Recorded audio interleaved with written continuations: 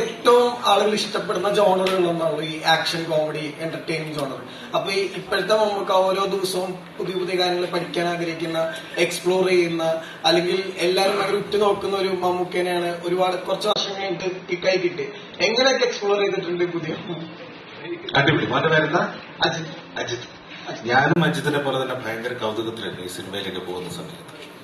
കാരണം ഈ ടെറിട്ടറിയിലുള്ള, അതായത് ഈ സാഹചര്യത്തിലുള്ള കുറെ കഥാപാത്രങ്ങൾ നമുക്ക് ഇതിനു മുമ്പ് ചെയ്തിട്ടുണ്ട്. ഞാൻ ഉദ്ദേശിക്കുന്നത് ഈ പ്രതലത്തിലുള്ള, ലൈക്ക് ഇപ്പോ അച്ചായൻ ക്യാരക്ടേഴ്സ് അല്ലെങ്കിൽ ഇടുക്കി ബന്ധപ്പെട്ടുള്ള ക്യാരക്ടേഴ്സ് ഒക്കെ.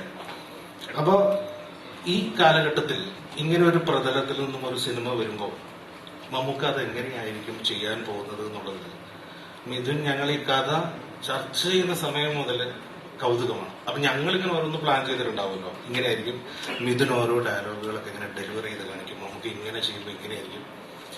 അപ്പൊ എന്റെ കൗതുകം മുഴുവൻ മമ്മൂക്ക ഇത് എങ്ങനെയാണ് ചെയ്യാൻ പോകുന്നത് എന്നുള്ളതാണ്.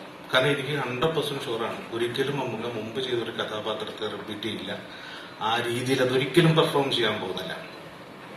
അപ്പൊ പലതവണ ഞാൻ പ്രീ പ്രൊഡക്ഷൻ നടക്കുന്ന സമയത്ത് നമുക്ക് ഇവിടെ ചോദിച്ചിട്ടുണ്ട് ഇത് എങ്ങനെയായിരിക്കും നമുക്ക് ചെയ്യണം, അതൊക്കെ ഉണ്ട് എന്ന് പറഞ്ഞു, അല്ലാതെ ഡീറ്റെയിൽ പറഞ്ഞില്ല. എന്തായാലും ഞാൻ ഈ സിനിമയിൽ ഇതേ കൗതുകത്തോടെയാണ് ഈ സിനിമയെ സമീപിച്ചത്. ഈ ഷൂട്ടിംഗ് നടന്ന 104 ദിവസവും ഞാൻ എൻജോയ് ചെയ്തത് പുതിയ കാലഘട്ടത്തിലെ അഭിനയ രീതികളനുസരിച്ച്, പുതിയ കാലഘട്ടത്തിലെ സിനിമകളുടെ രീതികളനുസരിച്ച്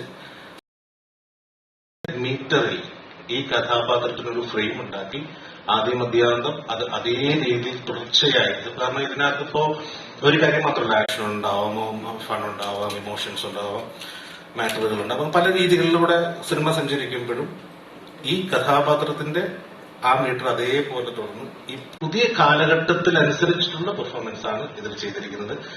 ഞാൻ ഭയങ്കര രസമായിരുന്നു ഇത് കണ്ടുകൊണ്ടിരുന്നപ്പോൾ. നിങ്ങൾക്കും സിനിമ കാണുമ്പോൾ അത് എന്റർടൈൻ ചെയ്യാൻ പറ്റുമെന്നും, ഒരുപക്ഷെ പുതിയ കാലഘട്ടത്തിൽ സിനിമ ചെയ്യുന്ന മാസ് സിനിമ അല്ലെങ്കിൽ ഇങ്ങനെ കൊമേഴ്സ്യൽ സിനിമകൾ എങ്ങനെ ചെയ്യാം എന്നുള്ള രീതിക്ക് ഒരു പെർഫോമൻസ് റെഫറൻസായി അതുണ്ടാവുമെന്നാണ് ഞാൻ വിശ്വസിക്കുന്നത്. Thank you.